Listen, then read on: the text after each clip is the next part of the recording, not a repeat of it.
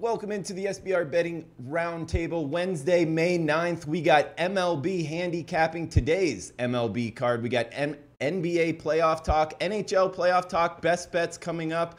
We're going to get a slew of information from Donnie Rightside, big man on campus, Ian Cameron. Excited to get all of your guys' opinions.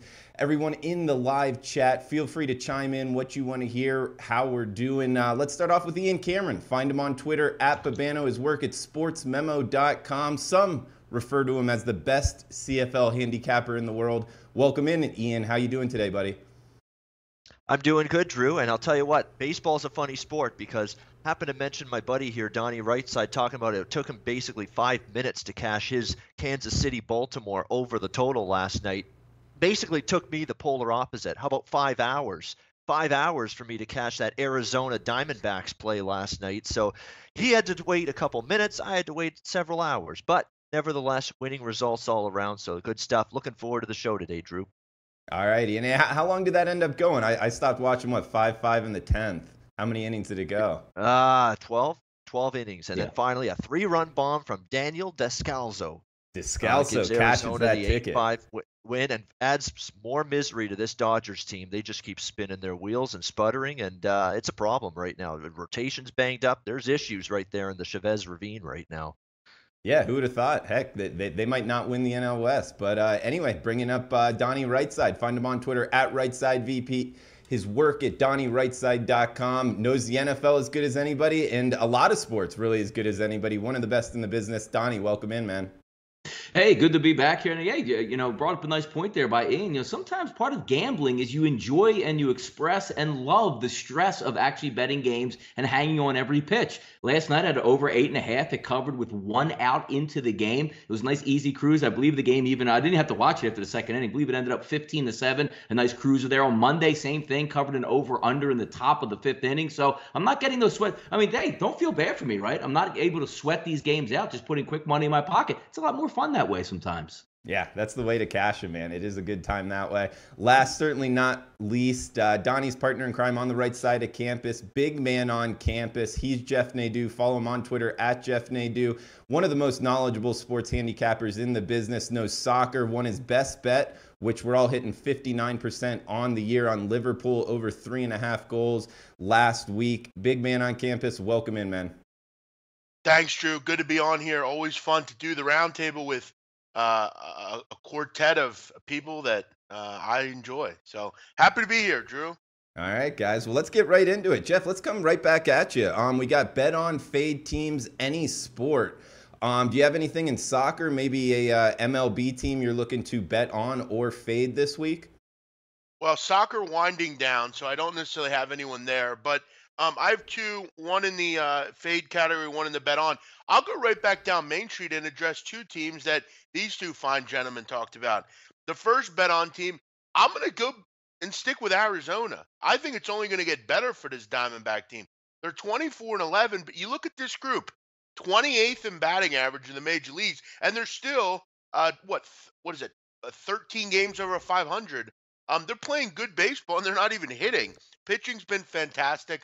Paul Goldschmidt's been mired in a bad slump. You got to figure he's going to get out of it. And maybe last night you got out of that little slump. They scored 8 runs last night. Obviously, some big home runs from Descalso, from Pollock. This team is really starting to get going. And if I'm a Diamondback fan, I'm worried, or I'm not worried anymore, because the offense is starting to look up and the pitching's already been fantastic. They're really playing well, even after not getting anything from their offense. Fade team, I'm going to fade this team until they, don't make money. It's Baltimore. 29th in runs scored, Drew. They're hitting a dead last, 220 in the major leagues.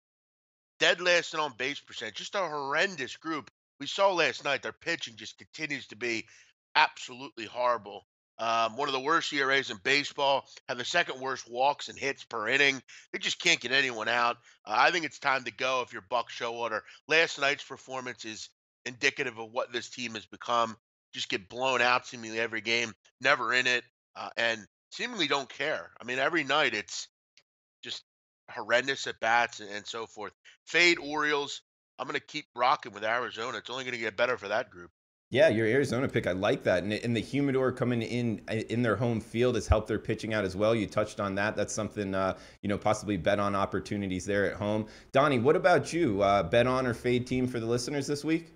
Yeah, last week we kept it in the NL West. We're going to do the same. I mean, last week we were fading the Dodgers. Didn't turn out too well. Still well below 500. Clayton Kershaw goes to the DL, so things certainly aren't looking up for them. Let's stay out there and go with the hapless Padres, who seem to play in front of less fans than, most of us do our shows for at this point on sportsbookreview.com. Nobody's giving them a chance, and nobody should give them a chance. That's a double-A team out there in San Diego. They'll continue to plummet to the bottom. That's a tough division when it gets up and going. If San Francisco turns the corner out there, if the Dodgers somewhat turn the corner, the San Diego Padres in that division will get pounded nightly out there. If we're going to look on a bet-on team, why not go to the AL Central? Nobody is over 500 in this one, so you're going to find some value. There are some really bad baseball teams. Eventually, Cleveland's going to turn it around and probably be the front runner in that division. But look who's sneaking up behind it seems yearly in that division, the Minnesota Twins. Not because I love the Twins are going to win the division, folks. It's about the value that you'll get the Twins day in and day out basis in that bad division. Give me the Twins as a bet-on team out there. Okay, and you had your fade team, the LA Dodgers, Donnie? No, fade team was the San Diego Padres. The week before was the Dodgers. I was just saying I was going to keep it out in the NL West. Okay. San Diego Padres as your fade. And Ian, what about you? Bet on or fade teams this week? Yeah, bet on. I mean, I'll give you two bet against, no bet on, because Minnesota and Arizona were the two I'd lean as bet on as well. I'm going to give you two bet against. We're going to go fade the Mets. Fade the Mets. You will make money if you fade the Mets. Yes, I think you will make money if you fade the Mets. You have been making money if you've been fading the New York Mets. Here's a team that's completely disheveled. Another starting rotation in tatters. Matt Harvey traded. Zach Wheeler, who's on the mound today, has seen a drop in his velocity. He has been scuffling. He's been hit hard repeatedly. There's no one you really trust. They're trotting out Jason Vargas for crying out loud for some reason. Some unforsaken reason every 5 days. Do we know why they're doing that? Because they have no other options. That's why. It's a bad rotation. It's a bullpen. It's been completely overworked, which is not very good to begin with, and it's not a very good bullpen to begin with. So then you throw on the fact that the starters aren't pitching deep. It's even more of a burden. The offense is very, very hit or miss, as we saw last night in their loss to the Reds. So New York Mets a prime bet against, and I hate to add to the misery of my poor surroundings here, the city of Toronto and the Toronto sports scene, but I'm picking the Toronto Blue Jays. I'm picking on them here as a bet against team. I don't like the vibes right now. This Roberto Osuna situation is a downer for this franchise. I'm right here on the scene looking at what's going on with that. Everybody's shaken by it. You saw a completely pitiful, lifeless performance, lethargic performance, and getting no hit last night by James Paxton and the Seattle Mariners. This is a big deal for this Blue Jays team. He was well liked in the clubhouse. He's a dominant closer. Everybody now in the bullpen has to shift into new roles. They're probably going to have to move up Ryan Tepera into the closer role, and he wasn't very good at times this season in the setup role. So now you've got guys pitching in roles they're not used to. You got a guy that they was really liked in this team. Now all of a sudden, whoa, domestic violence here. It's just everybody's like stunned by it. It's really affected them. I think it impacted their focus last night. They didn't hit well. At bats were very, very poor. Could be a short-term bet against team because I think this Osuna situation is a much bigger deal within this clubhouse, within this team than a lot of people realize. Yeah, great points there, Ian. And Toronto, a lot going on there. Definitely a fade opportunity. We got a bunch of people in the chat. David, Rashad, Chris, Bryce, Walter, Brian, Skooma, Armin in here as well. Guys, we have a handicapping question as far as MLB goes. One that I sent you guys out to prepare for, and one from the chat box here from Andrew. I'll read it. How significant is it if someone is out of the lineup? For example, if Pollock is out for the D-backs and resting for the night, how significant is it when capping the game? How much would you guys price a big bat in the lineup out for a team? Would you say 10 cents, 20 cents, or nothing at all? Donnie, what do you think? Yeah, it's interesting. When you're pricing, you're probably pricing it versus the public. When you look at a big bat being out, sometimes it's to your advantage because we've all seen it. A pitcher struggling with, a batter struggling with a certain pitcher or doesn't hit righties that well. There's a game that even come up just a few days ago with Cincinnati when Yoenis Cespedes was added back into the lineup after it looked like he wasn't going to play versus the Cincinnati Reds. Yoenis Cespedes doesn't hit very well off of, a certain lefter. I believe it was a right-handed pitcher at the time where he's not a plus batter in my mind. So overall, when you're growing up and just looking at games and say, oh my God, Miguel Cabrera is not playing. I'm not going to bet the Detroit Tigers. Well, what happens with Miguel Cabrera doesn't hit lefties to a good tune out there? You can actually put a plus bat in the lineup, even though how crazy it sounds when you're just looking at it on its face. But whether a batter coming in or out, a big batter, unless it's like a Mike Trout who's going to rake from both sides of the lefty or righty, that might be a little bit different. But every day, just a big name in the lineup, sometimes they don't hit that well for lefty or righty, and it might be a benefit to go against that line market change. That's a great point, Donnie. I didn't think of that. The handedness of the pitcher. Jeff, what about you? How much do you price it in? Well, it really depends on, if it's obviously the big time player. If it's like a Pollock type, it's going to bother me a bit. I mean, AJ Pollock right now is a major part of that lineup. I mean, you look at that team, they haven't hit, like I said. I mean, he's been responsible for 11 of their home runs, 31 RBIs. I mean, they only have 41 home runs as a team, and he's hit 11 of them. He is a big part of that lineup on the surface because they just don't have a lot. But no, look, I agree with Donnie. I mean, sometimes you can use it kind of like, for instance, in the NBA, I kind of use it generally to benefit me. Like a lot of people will say, like if Kawhi Leonard's out of a game, most people or whoever, if they're out of a game, people will generally say, "Oh, I don't want to bet that," or I'm gonna fade that team." Generally, the team that loses the player is going to come out and play with a lot more, kind of fervor and play with a little bit more heart.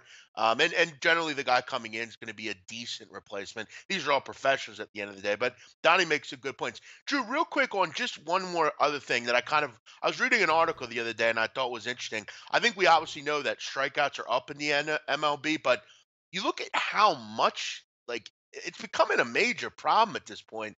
You look at in April, 6,656 strikeouts compared to 6,360 hits. There have been more strikeouts in April than there were hits. Around the league, 22.6% of the at-bats have resulted in strikeouts. And you have a huge decline in batting average since the Major League steroid policy was enacted. So, this is becoming a bigger and bigger problem in the MLB. Strikeouts, strikeouts, strikeouts. Yeah, I don't think it's in my opinion, it's not good for the excitement of the game. But Ian, any thoughts on that? And also how much you price in maybe the bigger names in a lineup like the Mike Trouts, like Donnie said? Yeah, the bigger names in the lineup, obviously, you've got to factor that in, make a little adjustment, maybe take a pause before you go ahead to the betting window on that team. But you also want to do some due diligence in terms of digging who the replacement is. A lot of times you're going to see these call-ups come up from AAA. How have they been hitting down there? I often find, like just locally watching Toronto, a lot of these guys they've called up from AAA, they've really been hitting well down there, and they've come up and hit well here with the Blue Jays so far. Teoscar Hernandez is a perfect example of that. So if there's a guy that's hitting very well down there in the minors, gets called up, takes out someone that replaces someone that's a big name hitter or one of the better hitters on the team. You see he's got good numbers down in the minors. That can sometimes translate over to the major leagues, particularly early in their careers. So that's something I definitely keep in mind. But yeah, I mean, when it really depends on the season that pitcher, I guess that hitter's having more than anything. I know the name factor like Mike Trout, but if Mike Trout's struggling in a certain season, you're going to make that much of an adjustment when it's all said and done. Again, what he's doing this season and current form, that's a lot more to me than anything they've done in the past. And Jeff, the question that we had prepared for the roundtable, home field advantage in MLB, how much do you price it in? And do you price it in differently if it's a different situation, game 9 of a 10-game road trip, or just, Miami heading to Tampa, right across I-4? How much do you price in home field advantage? I don't really put home field advantage much into what I'm looking at. But, I mean, keep in mind, I think it's more or less the park generally. Like, if they're at Yankee Stadium, obviously that's more important because it's a smaller park and things like that. But, like, do I think that the Boston Red Sox are affected because they're on the road or at home in this series? Not really. I mean, I don't know. That's a tough question. Definitely not in baseball. I mean, maybe in college basketball, but no, I'd be interested to hear what the other guys say. No, I don't really. Maybe just the park on like dimensions and that kind of thing. But no, I don't think teams are like sick of being on the road. It's a long season. I think every team is pretty understanding that they're going to be on the road, they're going to be taking time out of their, not going to be at home, that kind of thing. No, I don't think it matters a ton. Okay, it is an interesting question. That's why I was excited to get everybody's opinion. In different sports, it kind of matters more. You bring in college football, the sound actually affects the game. Whereas baseball, big man, you bring up the dimensions. They can actually affect what's going on in the game. I'd be interested to get Ian's opinion on hockey, how much that matters, because I don't know if sound matters as much and the dimensions stay the same. So Ian, do you have anything to say on home field advantage and pricing it in? I value it a lot more in hockey than baseball. Not even an issue, not even a debate in my mind. I mean, hockey, you've got some legitimate arenas that are huge advantages for teams. Winnipeg Jets, Nashville Predators. Look at what the Vegas home rink has done for the Golden Knights this season. One of the loudest buildings in year one of their existence in the NHL already. So home ice in the NHL means a big deal. In baseball, not so much, because you got some teams that play in empty buildings. Like, you can't tell me the Tampa Bay Rays have a home field advantage, for crying out loud. I mean, they've got maybe nobody the lighting. Maybe the lighting, how it's not. Yeah, the catwalk. Maybe they're used to the catwalk a little bit more. Just the optics of it, exactly, because that's a cavernous. That's a very difficult stadium to wrap your head around playing in, especially if you're not used to it. If you are used to it, like the Rays are, obviously it's a bigger advantage. I'll give you one specific example where if you're going to make a big deal out of home field advantage, this is the situation. Seattle Mariners. Every year, obviously, they're going to host the Toronto Blue Jays for a series. And every year at Safeco Field, the Blue Jay fans flock across the border from BC to the Washington State, cross that border from Vancouver, Victoria, Kamloops, Kelowna, all those BC cities, and they flood Safeco Field with Blue Jay fans to the point where I think it's 50-50, if not more, Blue Jay fans than Mariner fans at those games. That's a legitimate home field disadvantage for Seattle, and a specific situation where you can say that Seattle doesn't have home field advantage for that series like other teams maybe would otherwise in other spots. Yeah, Tomar writes something in the chat box. Certain teams like Baltimore in years past build their teams to hit in their park. Definitely, lefties and lefty parks, righties and righties parks. So that's a good point there. Donnie, what about you on home field advantage? Yeah, home field advantage is huge. I mean, if you just look up, it's harder to win on the road than at home. I think most teams have more of a winning advantage at home, and the stats would prove that. In the NFL, you better be giving me damn near a touchdown if I'm going to lay a squad on the road here, just how hard it is to win there. Also in baseball, when looking at not so much of a home field advantage, it's just that you're being used to it. A couple people bring up in the chat box, you're on a long homestand with other teams flying in overnight. You've already played at home. You're out having dinner while the other team is still traveling at this point. But also the optics matter. I would think, Ian, which is interesting, that hockey would be the least amount just because every single rink is exactly the same. You're not going to a new arena going, oh my God, like back in the day, do you remember like the Boston Garden had the shortest ice surface in the National Hockey League? There was a lot of quirks back in the day, but everything is rounded out. Major League Baseball, every ball yard is different. You know the quirks. You know if the ball hits off the wall a certain way. You know the optics of the batter eye. I think it makes a big difference in baseball, but more or less than not when you use it to your advantage at the splits. Now, it can be in reverse. Look at Tehran last year for Atlanta. He couldn't pitch to save his life in his home ballpark, but pitched well on the road. Some of those things matter in those, but if you're asking me if I'm going to go right down the list of what matters, what doesn't, the NFL by far has the biggest advantage because it's one game a week, it's at home, the crowd can play a part in that. We all here in Philadelphia in the National Hockey League, where the home team sometimes doesn't like to be at home because they're trying to set up the power play, and all you hear is, shoot! And they can pick them off because they feel like they have to shoot the puck at that point. So I would say, yes, home field advantage, definitely a huge thing to take a look at when betting in sports. Ian, do you want to follow up on that hockey thing? Because I tend to agree with Donnie as far as what is the home field advantage in hockey, but you know it better than both of us. Any follow up on that? There's some rinks it doesn't matter. Those rinks are the ones where it really does. Like I say, Winnipeg, Nashville, Vegas, those loud buildings. You just go in there and all you hear is noise, noise, noise for the home team. That's difficult. That shakes you a little bit if you're the opponent. Another thing, too, in hockey that people forget, too, is there's these weird little bounces off the end boards. Every arena has these different little ricochets and bounces off the end boards where the puck sometimes comes right back out in front of the net off of these end boards. And there's sometimes visiting teams that just aren't aware of that situation.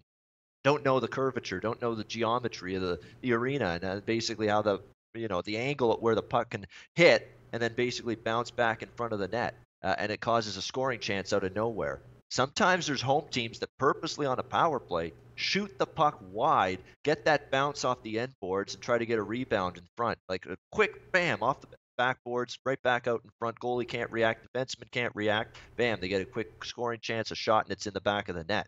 I see that home teams trying to employ that a lot. So that's why another little under the radar element that I think might add to the home ice advantage for certain teams in the NHL. Ian, you bring up the Vegas Golden Knights and all their success at home. Do you think it's because of, the sound, like you said, or the opposing teams coming into Vegas and obviously the sights and sounds of Las Vegas, maybe going out, having a couple drinks the night before? And if so, would you look to actually bet against Vegas? Because coming to the playoffs, you'd think they'd come in with a bit of, it's not a regular season game, take it a little bit more seriously. Yeah, Vegas is situated. Well, they're winning. That's why it's a loud building. I mean, I think if that crowd's sitting there watching a 20-win hockey team, 20-62, I mean, they're not making a half as much noise. I mean, that's just all there is to it. So they're winning. It's gotten the crowd into it. They're fired up for hockey. I mean, they were into it right from the beginning, even before they had one single win on the board. But now, of course, they've had this incredible regular season, almost like a dream, a fairy tale. Like this isn't real. And now they're in the playoffs. Now they've won 2 rounds. Now they're in the Western Conference Finals, and it's just added to the fervor and the incredible edge I find that playing at T-Mobile Arena has had for this Vegas team. It's been a combination of the crowd, the performance on the ice leading to a louder crowd. I think the fact that they've been able to feast on teams with that quote-unquote Vegas flu early in the season. But the thing is, people were saying that was the only reason Vegas was good. No, that's not the reason they're good. They're just a good hockey team, good players, good coach. The management team put together a tremendous roster. That's why they're good. It's got nothing to do with Vegas flu. They've proven that.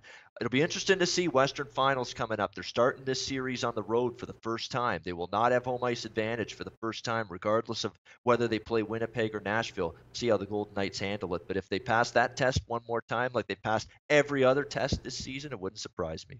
All right, good stuff, Ian. Hey, we got Jason in the chat box. Elevation in NHL also plays into home rink advantage, and Tomar saying one factor is certain teams get all the calls at home. Knights have been getting calls at home all year. We see it in the NBA with Cleveland as well. Very quickly about that. Colorado Avalanche, when they play in Denver, I like to bet on them when they're playing against a team coming in off a back-to-back. That's a very, very good angle. Very good angle. In thin air, elevation, back-to-back on the road for the opponent. Colorado's feasted on those kind of spots over the years in the NHL. Okay, sharp angle right there for me and Cameron. We got 9-6-7, 9-6-8 tonight. Boston, New York Yankees. Good game last night, ended 3-2. Yankees on top. Porcello versus Tanaka. Looks like Tanaka commanded -140 at 5 dimes, -148 at the Chris books at bookmaker on SBR odds right now. 8.5 the total. Jeff, let's get you back in here, man. BMOC, how you looking to bet tonight's Boston, New York Yankees game? Well, look, both pitchers have really pitched well. Porcello's starting to get back to his old form, and Masahiro Tanaka has seemingly pitched well also. So, if you're a Yankee fan, that's obviously good news. Everything's starting to fit for this Yankee team. You're getting outings out of, rookies making their first start. You're getting outings out of CC and Tanaka, which is important. Drew, this series is kind of a toss-up. I think either way you look at it, 2 good baseball teams. Obviously, the Yankees playing well right now, but last night's game was kind of indicative of what this series is all year. It's going to be a dogfight. Both these teams are really good. We'll see, obviously, if the Yankees can continue pitching like this. Obviously, the numbers coming down. I think people like Porcello. They want to back Porcello, and they don't necessarily trust Tanaka. That's kind of the wavelength I'm on. I wonder at one point, Tanaka seemingly is the kind of guy that will pitch well for 2 outings or 3 outings and then get blown up. And that's been evident in some of his home starts this year. He's had a little trouble at Yankee Stadium. It's a tough game. I would probably lean towards, I think Boston gets the series straight tonight.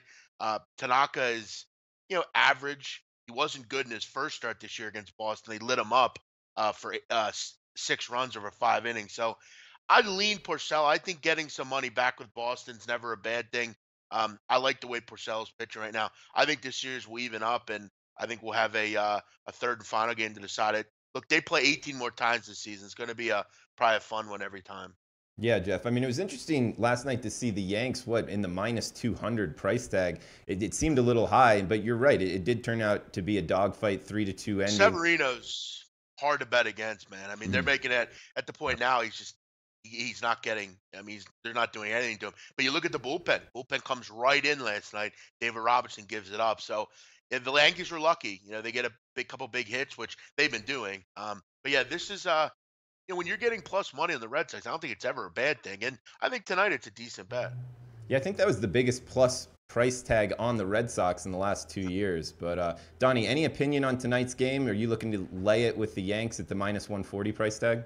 Yeah, if you're right, without getting into too many advanced details on this, if you're looking at Porcello, Jeff's right there on the road. Look at his splits versus left-handed batters, 171, right-handed batters, 220, not giving it up that much. But then again, with left-handed batters striking out on the road, almost 35% of those batters. If you're looking at walks and hits, the innings pitched, 0.72 to the lefties, 1.11 to the righties. So he's not giving up a lot. If there's a little bit of a spot in the armor that you could try to get after Tanaka, it would be from the right side at home in Yankee Stadium, a 303 average, striking out 26% of those guys. So he can move it around and maybe work out of some jams there, but a whip of 1.63. If you stack right-handed bats, which it looks like the Boston Red Sox can throw at least 5 to 6 right-handed bats at Tanaka, that might be a little bit of shot in the armor. You can get after it. So having said that, overlooking it, if you're going to look at some prices out there right now, Tops minus 140, bet online minus 140. So you're getting about maybe $1.30 back. I would lean on the Red Sox here as a decent dog in this one, just because Porcello's been solid on the road. And again, these are two evenly matched teams. Why not take some of the bonus here and take the plus money?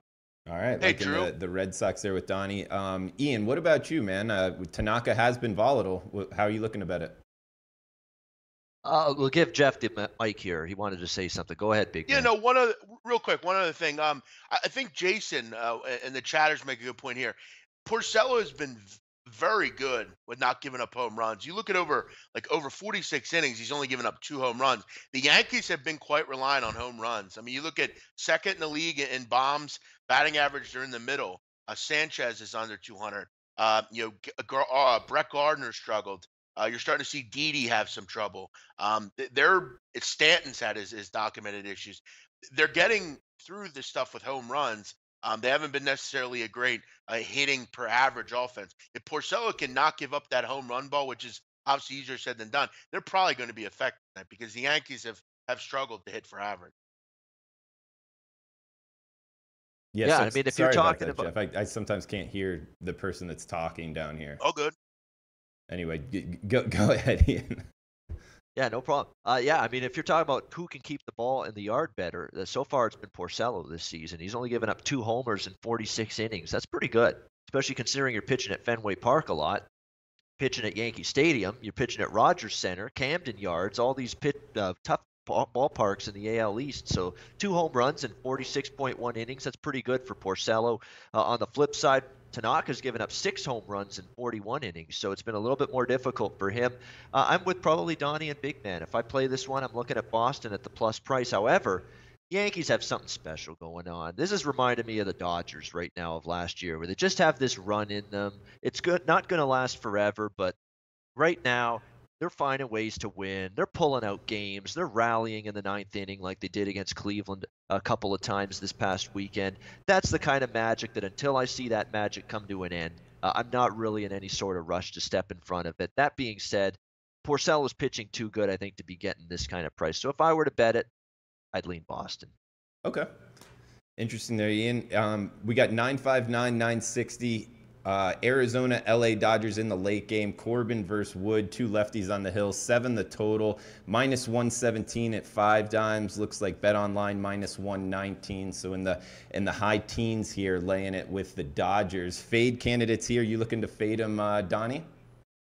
Yeah, I mean, take a look at, Ari, exactly. I was trying to line up and, say, last week the Dodgers, but I actually think they have a decent shot tonight with Wood on the mound. Just taking a look at some simple statistics here. Wood's been very good at home. Left-handed batters 167, right-handed batters 203, 25% K advantage versus the lefties there. And look at the whip from both sides of the plate for Alex Wood in this. 0.60 and 0.91. So, adage goes, if you're not putting guys on base, they're probably not going to be scoring too many runs. If you take a look at Corbin, it is a little bit short. He does very well on the road versus lefties, but he's only faced 8 batters. He has struck out 4 of those. But if we take a look from the right-handed side of the plate, weighted on base average versus right-handers is a 359 for Corbin. So if you line up some right-handed bats, you might be able to get involved with them. Another decent game, though, when you're taking a look about it. But I think actually here, the Dodgers have the slight advantage here based on the pitching matchup.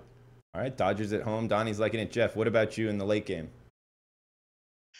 Yeah, I mean, it's hard to run to the window to bet on the Dodgers against lefties. I mean, they're not, they just don't hit lefties. I mean, but yeah, listen, neither do the Arizona Diamondbacks for that matter. I mean, two pretty good pitchers. I mean, two offenses struggling right now. I don't know. It's a tough one. I mean, I like Corbin. He's gotten in a bit of a trouble, on the road this year. But this is a toss-up game for me. I don't think there's a ton of value. Two teams that are struggling a bit offensively. I think two pitchers, maybe a slight advantage to Wood, but I don't have a ton on this game.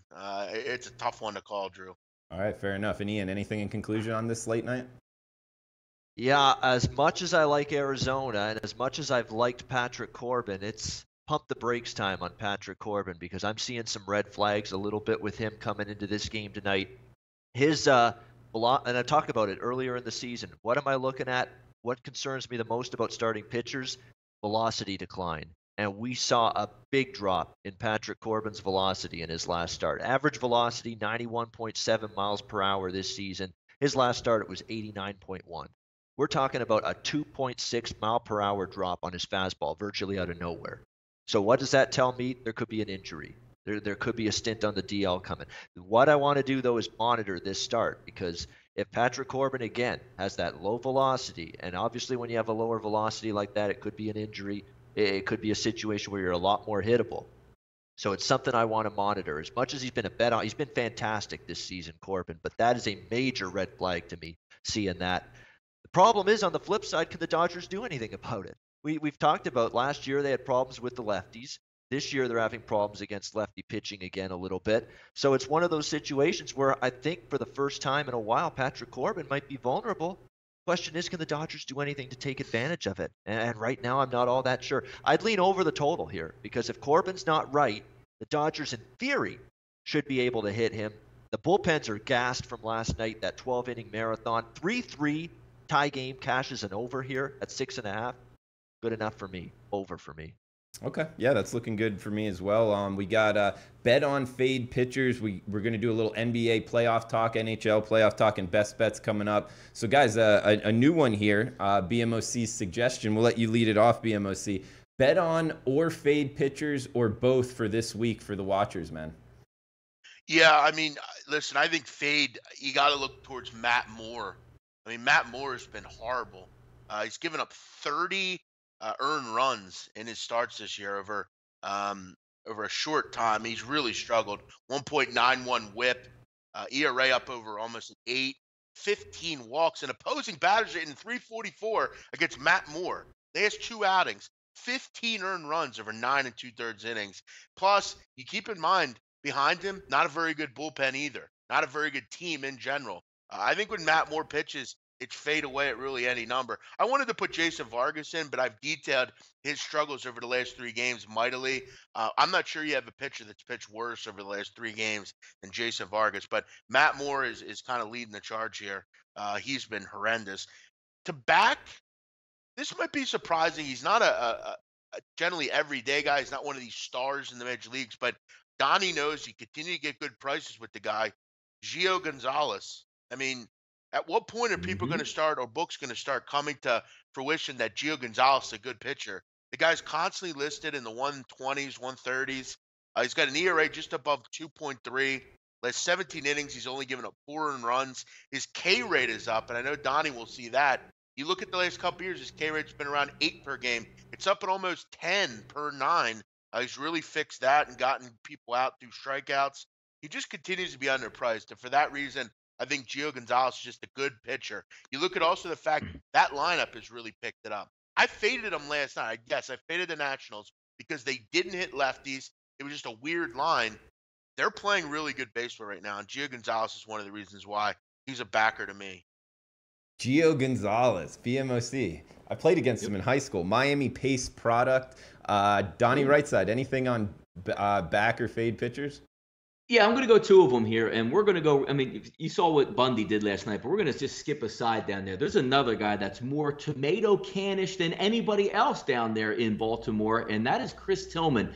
You know, he's had 6 starts this year, and I've watched just about every single pitch that he's had. I mean, equate this to we're all going back and playing Little League Baseball through the minors and the majors when we're 8 to 10 years old, right? We all tried when we were pitchers to throw the ball right down the middle of the plate because half the time it would end up 3 feet wide or 3 feet left at that point. Now, taking a look at Chris Tillman, I still think he has that mindset. But as a major league pitcher, you have obviously a little bit more aim at that point. But he throws like 92 miles an hour. Every single pitch ends up right down the middle of the plate. Left-handers hitting 417 off him through 6 starts. Right-handers at 290. His weighted on base average is off the charts. I think there was one game where he had like a decent start, went 6 innings and 1 earned run. But outside of that, if you throw the ball down the middle of the plate with major league hitters, they're going to crush you. I don't know when this experiment ends down there with Chris Tillman, but I can't wait the next time that he takes the mound again. If looking at a guy to back, it would be one of my hometown Phillies right now. Aaron Nola has been sensational, especially at home. How about striking out almost 47% of right-handed batters at home in Citizens Bank Ballpark? If you can't get on base, you can't score, and you can't even get a productive out if you're striking out half the time you're going to face him as a righty. Aaron Nola, for me, has been sensational for the Phillies, top of the rotation guy. All right, 2 good ones right there from Donnie. We got Thirsty in the chat box saying D-backs 12-4 versus left-handed pitchers and dogs today. So that was a good point there from the live chat. Ian, what about you? Back or fade pitchers for this week, man?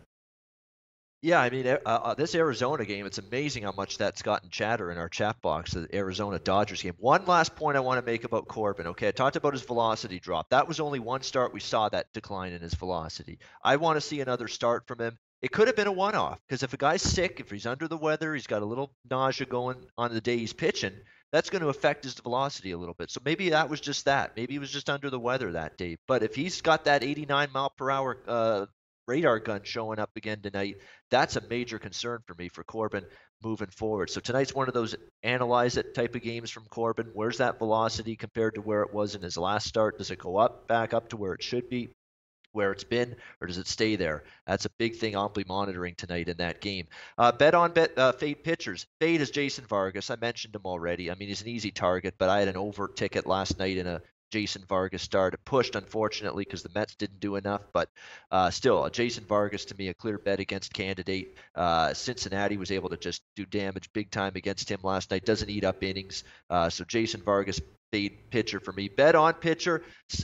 We go to the Minnesota Twins for this guy, and I think you want to jump on this guy when he's on the mound before the prices adjust, and that's Fernando Romero for the Minnesota Twins. He's a guy that's starting to look like he's got a little Jose Barrios in him, as maybe one of the guys that the Minnesota Twins can rely on in this starting rotation. He's been terrific. 2 wins to open his major league starting career against Toronto, a gem of a game against St. Louis on Monday night for Fernando Romero. There's not many great arms in that Twins rotation, but Barrios has upside. We're starting to find out that Fernando Romero has some serious upside. I've been very impressed. He gets a lot of swings and misses. Not many people coming close to getting hard contact off this guy. Fernando Romero, big time bet on for me from the Minnesota Twins. And Ian, real quick, you bring up the Corbin loss in velocity, and as we know, this isn't 2012 or something, so the market comes onto that fast when guys have a drop in velocity. You'll only get to fade it 1, 2, maybe 3 times, and then either they hit the DL or it's just priced out. It's just worked into the price.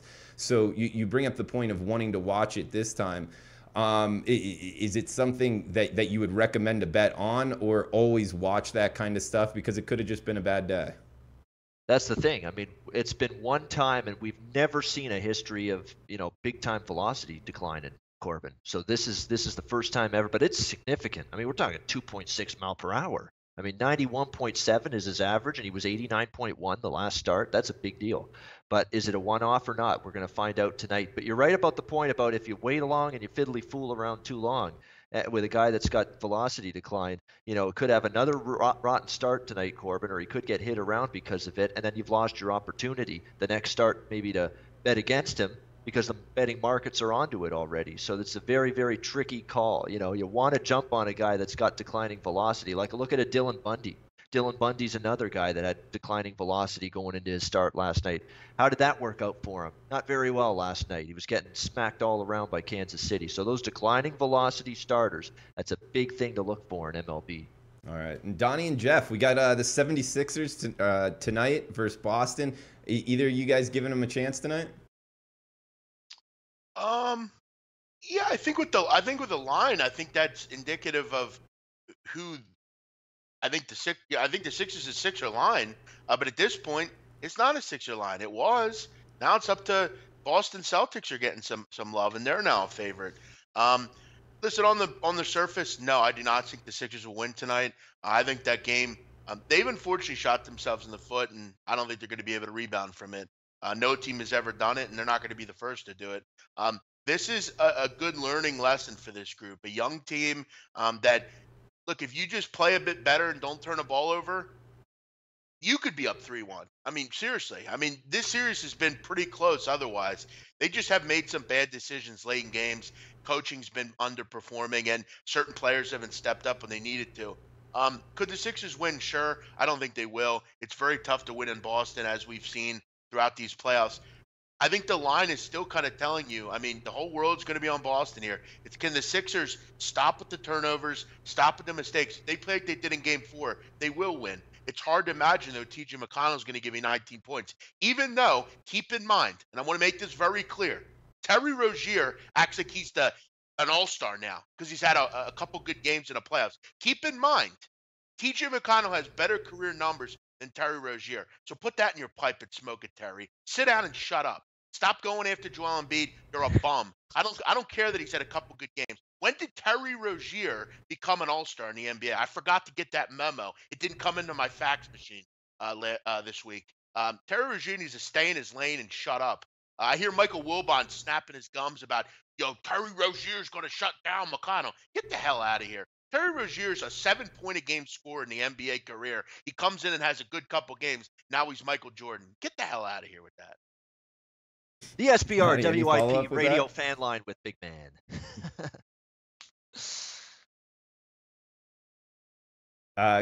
Good stuff, Jeff. Donnie or Ian, any follow-up to that? Yeah, real quick on the Sixers game. Hey, let's take a look at the NBA, right? Sometimes we think they're scripted out like a WWE or WWF type formula here. Just doing a little bit of advanced checking around. Now, my odds board had recently showed up that the next game Golden State and Houston are going to play to start off the Western Conference Finals is on the 15th, but it looks like it might be Monday the 14th. So let's be straight right here, right? Let's say tonight, what is today, folks, right? Wednesday? Boston closes out the Sixers on Wednesday. Are we going to say that we're not going to start a next series for the next 4 or 5 or 6 days at this point? Because I don't know when the next Eastern Conference game is going to start up, but I imagine it would almost be right on point or right on cue with the Western Conference Finals. Maybe the NFL picks or the NBA picks up that bat phone and says, you know what? We need one more game out of this, maybe a Friday or a nice Sunday game with the Sixers and the Celtics to get some big ratings out of this and get a home gate for one of these home teams in this one. But, just looking at it from a competitive standpoint, Boston plays well at home. This is their game to close the Sixers out. They've made shots at home. I don't think that's going to be any different. And what's going to change at the end of the game for the 76ers unless they're up 10 points with a minute to go? Are we somehow going to think Ben Simmons is going to close the game out? Are we somehow think that Covington's going to come out and all of a sudden be that stick defender that we think he's quote-unquote supposed to be at this one? I think teams play to their true colors. This is going to be a close game all the way through. And who do you trust at the end of the game right now? The Celtics at home to win the game or the Sixers to pull one off? Unless the Sixers are up 15 points in the fourth quarter, not going to win this ball game. Yeah, Donnie, that's a good point. I kind of trust who the NBA wants to win this game. And we got Dewey in the chat box. Love the name, Dewey. NBA needs Sixers to win this game to get a weekend game. Good point there, Donnie. Jeff, do you have any opinion on that as far as who the NBA wants to win? That is a particularly good point.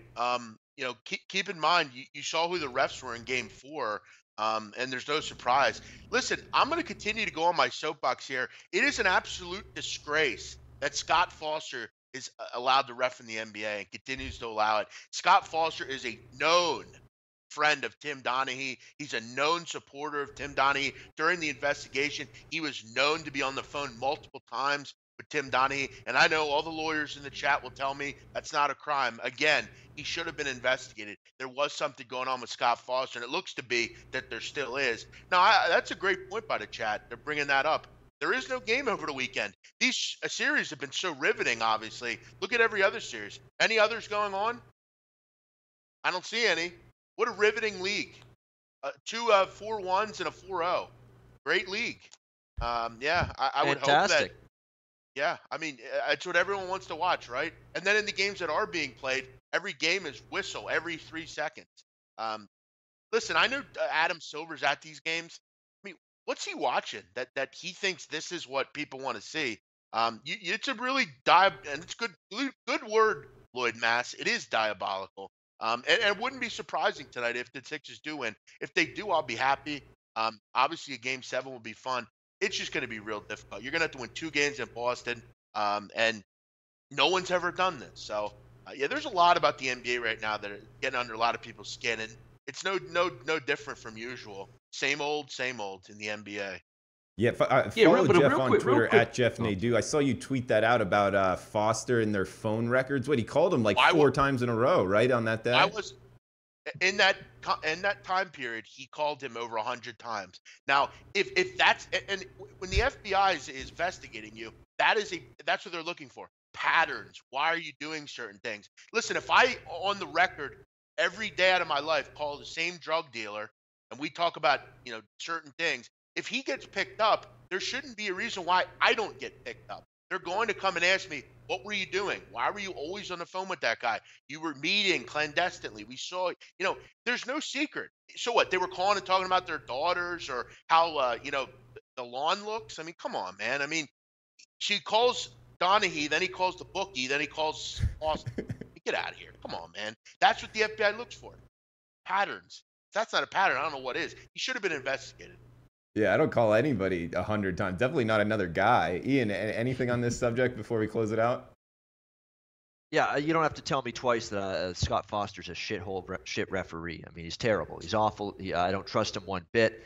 Tony Brothers, there's another crook too. He's in the pocket of someone too. Those two fools, they always work together. Scott Foster and Tony Brothers, they're awful, both of them. They should both be out of the league, but you're never going to get that. They've both been there forever. They're terrible. They're as bad as it gets in this league. In terms of the Celtics and Sixers, I actually bet Boston plus 1.5. It's they flipped to a favorite now, so it's lost some value. But this has to be the time that they're letting they're playing with fire if they lose tonight, Boston. You're letting Philadelphia right back in this series and give them legitimate hope, really, going back to Philly if you don't close it out tonight. Really, the story of the playoffs from a Celtics standpoint is all their role players have played better at the TD guard. They've not played as well on the road, but at home they've looked like world beaters. Terry Rozier's been great at home. Jason Tatum's been great at home. Jaylen Brown's been great at home. Aaron Baines has even played like a beast in the paint at home. Everybody on this Boston team throughout the playoffs, going back to the Milwaukee series in the first round, they've played great at home. They've had elevated, better performances on their home court. You're probably going to see more of the same. I think Boston does close it out tonight, but if they don't, guys, Philly's got a real chance to maybe make this series interesting and steal it and make this incredible comeback. Because if it gets back to Game 6, I'm not counting the Sixers out. Guys, if you're liking the content, please give us the thumbs up side and the like button. We'd appreciate if you retweet it on Twitter as well. If you're liking the show, share it on Facebook. All that's good. BMOC, we got Tomar in here saying Donnie got caught because the FBI was investigating the mob. The FBI doesn't care about the NBA. Everyone knows the NBA manipulates games. It's not illegal. Like always, he's 100% wrong. So it's not surprising. Yeah, I know. The FBI doesn't care about any sports. They're going to completely thumb their nose at everything going on. That's why they've sat on college coaches for the last 2 years. Get the hell out of here. Do they have an obsession with the mob? Sure they do. But I'm sure they changed their investigation right away when they saw a rogue ref involved with fixing games and things like that. Yeah, I'm sure they don't care. That's why they get involved with all different things that have to do with sports. Yeah, I disagree completely. They definitely care. Okay. Ken Bauer. Ken Bauer's best the one bets coming up. Donnie, decent, sorry, I didn't get back to you. Do you have any closing opinion? Yeah, the one quick thing on the NBA that I do give them credit for it every single year. I mean, they typically give you what you want. They don't allow that much for the upset that's going to damage ratings. We all want LeBron in the finals because it's a lot of fun. Now, hey, Houston's the #1 seed sitting over there, ready to go for a conference finals run into the NBA finals. But everybody wants Warriors and LeBron in the finals. That's what's going to happen. The NBA is great at giving it to you, too. Good point. Yep. Bet what the NBA wants is not a bad way to go about it. We got best bets coming up. 60 seconds. Ian, Cameron, NHL. We're up against it time-wise. Ian, go ahead, man. Yeah, very quickly. We got a Game 7, Winnipeg-Nashville, Thursday night. It's been a great series. Winnipeg-Nashville's really been good. I know the last game was actually a bit of a dud because Winnipeg didn't have much in the tank. I can't explain why they played so poorly, but Nashville goes in there and shuts them out. Very impressive. I think you're going to get a hell of a Game 7 tomorrow night. I really do. The games in Nashville have been the better games in this series so far, and I think you're going to get a classic Game 7 tomorrow night, Jets and Predators. Looking forward to that. Other than that, I'm just going to say, if you want to get my opinions and the opinions of my comrades, tune into the Ice Guys this afternoon, 4 p.m. Eastern time, right here on the SBR YouTube channel. We'll break down Game 7, so join us then. All right, good stuff, Ian. Guys, best bets time, 39-27 on the year, 59% between all of us. Let's start off with Donnie Rightside, your best bet. Follow him on Twitter, @RightSideVP. His work at DonnieRightside.com. Donnie, what do you got for best bets this week, man? Yeah, struggling on the show the past couple of weeks. Now, baseball for me, and Jeff will tell you, and a lot of people will tell you, most of my games don't come until later in the day, 5 or 6 o'clock. But, hey, we got to give out picks out here. We got to give our best and put our best foot forward here. And the guy that's been getting trashed the most by handicappers out there, or should I say sharp handicappers out there, it's the Cleveland Brown syndrome. I'm going to go right with the Washington Nationals tonight. If we take a look at the sponsored book for us on the right side of campus, Intertops, you're going to sit right around a minus 130 at this point. Let's go with Gio Gonzalez in this one every single week underpriced. You're getting great bats behind him. I know Bryce Harper has struggled in this one, but no longer I'm going to pass the buck when I shake my head and scratch and say, Gio Gonzalez sitting in the minus 120s again. Oh, look, the Nationals won 4-1 again behind Gio Gonzalez. I'm going to go with my best bet this week, the Washington Nationals, back with Gio Gonzalez late night on the West Coast tonight. Let's go with that one. Why not? He's got to win again. All right, what line are we getting it at, Donnie? We're going to Intertops on that one, and we'll keep it. I'll give you the exact number right now that it's sitting at, minus 130, same as it's been the past couple hours today. Okay, Washington Nationals minus 130. Donnie alluded to not doing that well. Donnie, you're 500, man. 8-8 best bets on the year. So yeah, it's hard for me on that because I like to take a look, what the lineups are coming out. And again, we all know. I mean, if you're giving picks out, 8, 9, 10 a.m. in baseball games or noon or whatever, you're probably not going to end up doing very well. The longer you can study these games, the better. But hey, we go live at 10 a.m., folks. There's no excuses here. We got to fire. 7 a.m. Pacific for sure. No, I just wanted to let you know. I mean, 500 ain't terrible, man. So don't put yourself in the gutter too much. His partner in crime, BMOC. Follow him on Twitter @Jeff Nadeau. Jeff, what do you got for best bets, man? And why are you laughing? No comment. Let's go to Premier League. Donnie's just a funny character. He's saying funny stuff. That's why he makes me laugh. Let's go to England. You amuse me. You're here to make me laugh. Let's go to England. We're penultimate game here. For anyone that doesn't know what penultimate means, it means that it's the second to last game in the Premier League. And I'm going to go to a team that I think cares about the last 2 games, Arsenal Football Club. If you follow them, Arsene Wenger has stepped down. He's been with that cohort for many years, 22 to be exact. He's been with Arsenal. He's leaving at the end of the season. You have a team right now, and you can quote me on this. This is from Flash Watson, who, if you know anything about Flash and the soccer shows, he has a lot of connections. He played in the Premier League. He knows these football clubs. He's given us some great information about Leicester City, the team they're playing. Leicester has completely given up. They're on the beach. They want their coach axed, and he will get axed. Claude Puel is gone at the end of the season. They are not playing for this guy right now. They've been shipping goals like crazy. They're getting beat 5-0, 2-0. They're not even putting up fights. Arsenal Football Club has been a bad roadside all season. They're going to get those road woes fixed today and send Arsene Wenger out on a high. 119. I'll lay it with Arsenal. They get the job done. We'll have a good lineup today. You'll see Aubameyang. You'll see Lacazette. You'll see Jack Wilshere. You'll see Mkhitaryan. You'll see all the big boys out there for Arsenal. They get the job done on the road in Leicester, King Power. Give me Arsenal minus 119. All right, BMOC on Arsenal minus 119. Follow him on Twitter @Jeff Nadeau. We got Ian Cameron. Follow him on Twitter @Babano. His work at sportsmemo.com. Ian, what do you got for best bets, man? Yeah, let's see if we can cash a winner before dinner with baseball. We're going to go to an afternoon affair. Cleveland Indians, Milwaukee Brewers, and 2 pitchers I'm a little worried about coming into this start. Carlos Carrasco on the mound for the Cleveland Indians. He's been bad these last couple starts, roughed up repeatedly in back-to-back outings for him against Seattle and Toronto. Real ugly stuff from him, giving up lots of hits, lots of runs in bunches. And that's a problem also that he hasn't been pitching deep into ball games. And you look at this Cleveland bullpen. it's not been a bullpen that I can trust to get outs anymore. 4.7 ERA. They've got 2 key arms injured on the DL out of that bullpen, Nick Goody, and of course, Andrew Miller, who's been all world for them. Both of them on the DL, and it's making a big-time impact and a big-time detriment to this Cleveland bullpen. I think Milwaukee's going to be able to plate some runs here against Carrasco. Junior Guerra, very good numbers on the stats, no question.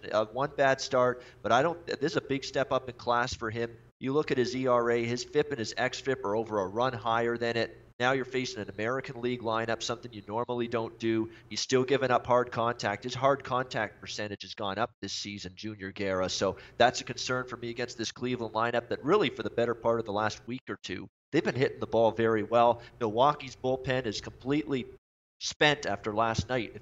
If you think back to last night's game, guys, Wade Miley lasted just 0.1 of an inning. First inning gets pulled due to an injury. So Wade Miley comes out of that game. And then there's a bullpen game the rest of the way for Milwaukee. That is a tired bullpen. Cleveland should get some runs off it. Milwaukee should get some runs of their own today. Let's go over 8.5. Cleveland, Milwaukee, best bet for this week.